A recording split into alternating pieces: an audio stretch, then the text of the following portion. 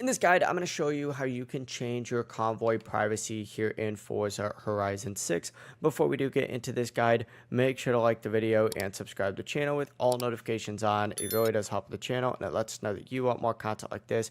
We'd greatly appreciate it. And if at any point throughout this guide you did have any questions, just ask them down in the comment section below and we can help you out further. I'm going to be doing my best to reply to every single comment down there.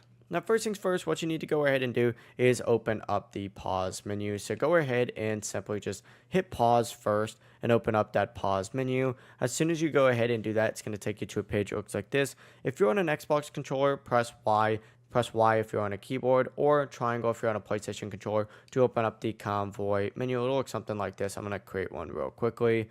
When you go ahead and do this, what you need to do is open up the page that allows you to hit manage convoy. It's the exact same button.